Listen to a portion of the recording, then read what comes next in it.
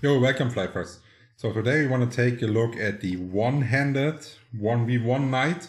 We already did make a video about the AoE knight and the two-handed 1v1 knight.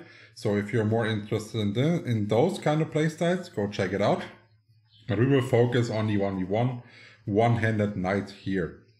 Now before we jump into the video, I noticed that only 75% of my viewers are subscribed to the channel.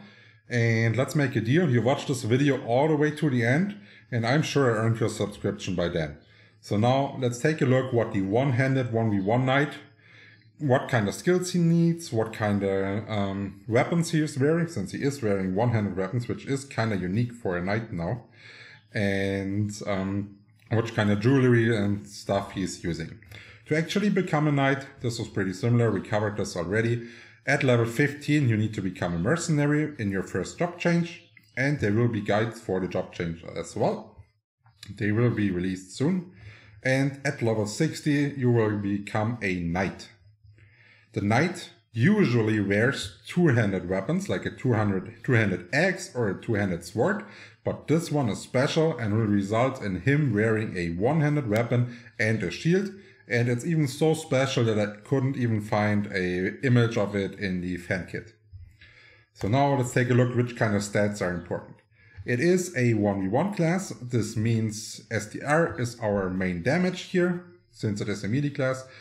Dex will be giving us hit rate, attack speed, crit rate, melee block. So it is overall a good source for us. And as always, crit damage is your main source of damage in Flyff Universe, so this is pretty good. And the monsters do fight back, they don't let us freely hit them, which means we do need a bit of stamina and HP percent to maintain our health in our fights. The statting is not as straightforward as on the two-handed 1v1 knight, because we can't reach the 100% attack speed without adding dex here. So we do need to have a total of 52 dex and rest STR to maintain a 100% attack speed rate here. This is why we need to add this amount of dex.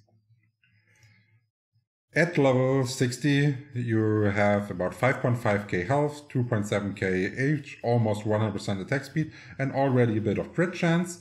And as you already noticed, if you compare the 200 weapon, the 200, Jesus Christ, the two-hand knight 1v1 stats, this is a little bit higher in health right here. So this could be a benefit, as well as it has a little higher defense because it is using a shield on top. At level 90, you have a bit more health. You do have 100 attack speed, because this is currently not calculating the Heart of Fury, a skill that gives you a 10% attack speed, so you do have 100% once you're fully buffed right there. And you already have a neat amount of critical chance, and once you are level 105, your critical chance and critical damage will boost significantly. So early on, you can again combine a level 15 and level 30 set with 2 parts from the Beetle for 10% hit rate and 2 parts from the Comet for 10% hit rate, which will result in a total of 20. I do not recommend farming this, but if you can get a hold of them, it is great. And on the Comet set, you can you also try to complete a bit more, because everything you get here is crit chance or attack speed, which will be good for you early on. At level 60, you definitely want to go for the Recon set. This is a set which will allow you to maintain the 100% attack speed, and it will be easy to get sold, because 1v1 knights that are using two-handed weapons are looking for it, blades are looking for it, and those are classes that will be played quite a lot. So you can go for a slight upgrade right here. At level 90, you will basically wear the exact same set as the two-handed weapon knight, the V set, and this is the first set that's giving you actual good 1v1 bonuses with the hit rate and the attack speed and the crit chance. But since you are switching at level 105 to set again, I only recommend a minor upgrade with like a +8, 16% attack right here. Now, early on, you want to use 1v1 weapons. This means hit rate is pretty good, so the cannon axe or the flame sword is good early on. You do want to make sure that you have +1 element at least on anything that you use. This is due to your skill, I will show you soon. And the Guardian Axe at level 60 is basically your first real good 1v1 weapon that is giving you crit chance. And you can keep this a while. And this is easy to sell because all blades are looking for this, so a +8, 6 element is more than decent for an upgrade. At level 75 you can switch to the Historic Sword. This is giving you a slightly higher crit chance here. And at level 90 you do want to switch for sure to the Angel Axe because it has a higher attack. It's giving you more STR, which is your main damage source, and a higher amount of crit chance by almost 33%. So this is definitely something. But at level 105 you do want to switch up into an LG weapon, so do not overextend on the upgrade right here. The Jewlery is also pretty straightforward. STR is our main damage source, so we will use a Vigor or a Strength, and we scale pretty good on additional damage, so our earrings will either be a D-Mole or a Might tier, and our defensive setup will be a Gore necklace or a Pep to give us more HP and HP restoration.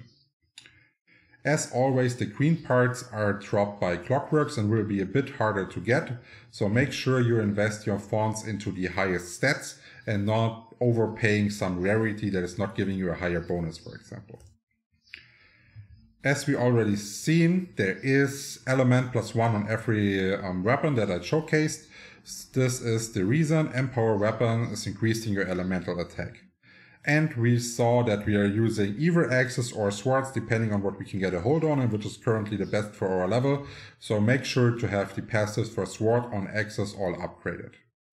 If you do not like to use 1v1 auto attacks early on, you can level with skills as well, and therefore you need to put slash and keen wheel into your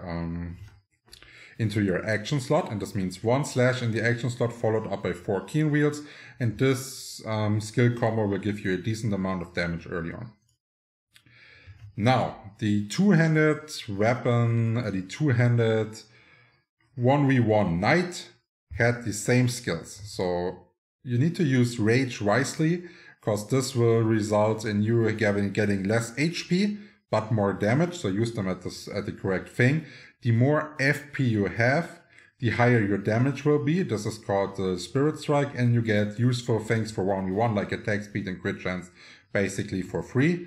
And then the new thing is the Grand Rage, which is stealing 5% FP from your opponent. And I have still not clue why this is important, because I can neither see a use in PvE or in PvP, but as soon as I figure it out, I will put a note in the comments below the video, so you're up to date. Yeah, this is what the skill tree should look like. We have here the early game skills that we're leveling. Here are our passives. If we do want to use an axe, you can also put points here in upgrading the axes as well. And the skill tree is not up to date yet, so the Heart of Fury and the Grand Rage will be somewhere around here, but you do have enough points for sure. Just make sure that you have them maxed. And right here is the rage that you want to use. And we already said, like in any video, you are doing auto attacks. This means you need to press O, go to the motions, find the attack motion right here, put it down in your taskbar and attack the mobs that way. Do not double click the mobs, it will be inefficient after a while. If we are looking at rage, I already said use it carefully. So if you want to, giving you minus 20% HP.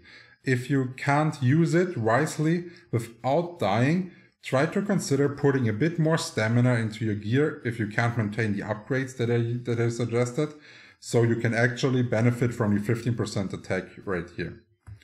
Heart of Fury is something you always want to have running, but it does cost FP for every hit you're doing, so the Vital Drink X can come in handy right here. I suggest this is pretty mandatory, otherwise you will probably press FP refresh or non-stop all the time.